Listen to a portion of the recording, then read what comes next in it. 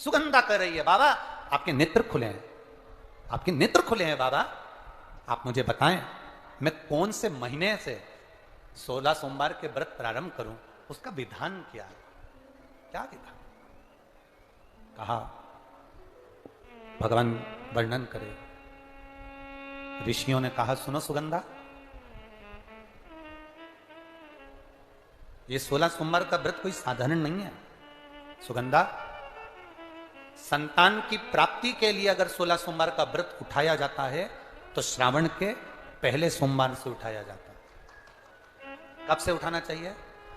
श्रावण का पहला सोमवार। सुनो सुगंधा, यदि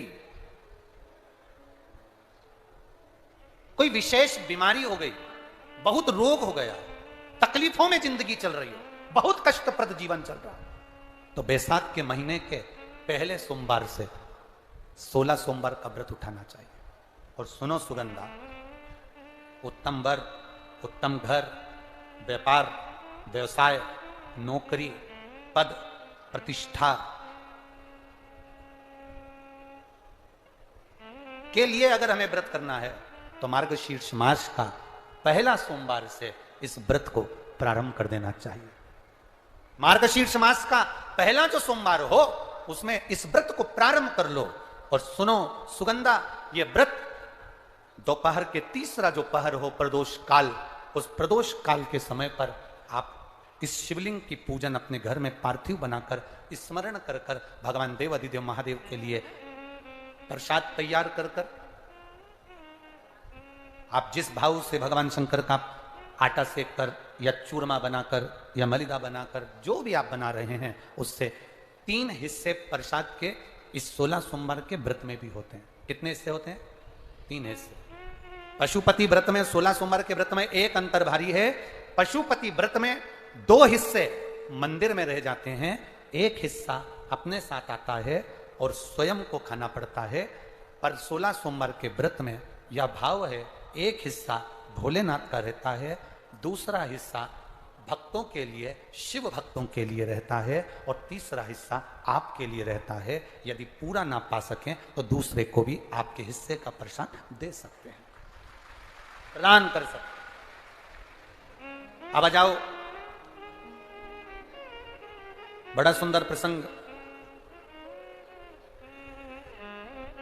नरसिंह पुराण का था। एक बड़ा सुंदर प्रसंग आया। 16 सोमवार के प्रसाद को कई माताएं जब 16 सोमवार का उद्यापन करती हैं, 16 जोड़े आमंत्रित करती हैं और 16 जोड़ों को घर में बुलाकर जब भोजन कराती हैं, तो वो 16 जोड़े जो भोजन करने वाले होते हैं या 16 सोमवार के उद्यापन, हम तो आपसे यहां तक कहेंगे कि 16 सोमवार का उद्यापन अगर किसी के यहाँ मोहल्ले में, कॉलोनी में, घर में किसी के यहाँ हो रहा हो तो उसके यहाँ आप भोजन भंडारा खाने के लिए जाओ चाहे मत जाओ, पर 16 सोमवार का अगर प्रसाद का उद्यापन का अगर प्रसाद मिल जाए तो दोनों हथेलियां फैलाकर श्री शिवाय नमस्तुभ्यम कहकर, ओम नमः शिवाय बोलकर, नमः शिवाय बोलकर, अपनी कामना कर कर, किसी के अगर उद्यापन हुआ हो, दोनों हथेलियां फैलाकर उससे थोड़ा सा प्रसाद मांगकर उसी के दरवाजे पर खाकर आ जाइए, आपकी जिंदगी को सुख का अनुभव हो जाएगा। तो कोई पूछे ये कथा कहां से ली, तो आप बता देना नरसिंह पुराण में यह वर्णन आता है। कौन से पुराण में है? नरसिंह पुराण में वर्णन आया कि एक बहुरोमा नाम का एक दैत्य था, एक असुर बहुरोमा।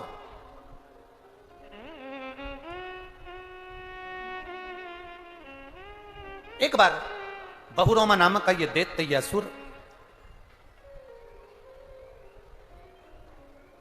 मार्ग से निकलकर जा रहा था और किसी एक ऋषिवर ने, एक गुरु ने, एक संत ने उस बहुरोमा दैत्य को देखा। नरसिंह पुराण का चरित्र। कोई आपसे पूछे कि 16 सोमवार के व्रत का प्रसाद का महत्व क्या है, क्या महत्व? बहुत ध्यान देना, यहां पे माताएं पशुपति व्रत करती हैं। पशुपति व्रत अगर आप लोग करते हैं तो उसके 2 हिस्से मंदिर में छूटते हैं प्रसाद के। बोलो जी जी सही है। मंदिर में आप जो प्रसाद के 2 हिस्से छोड़कर आती हो, बहुत सारी माताएं व्रत करती है और वहां प्रसाद के हिस्से रखे रहते हैं।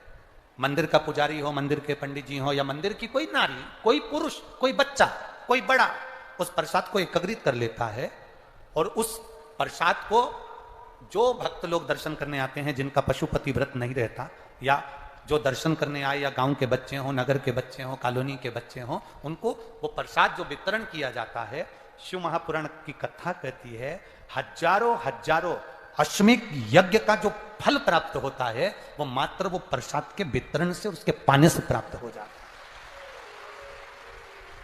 आप लोगों में से कोई माता ने करा कभी ऐसा?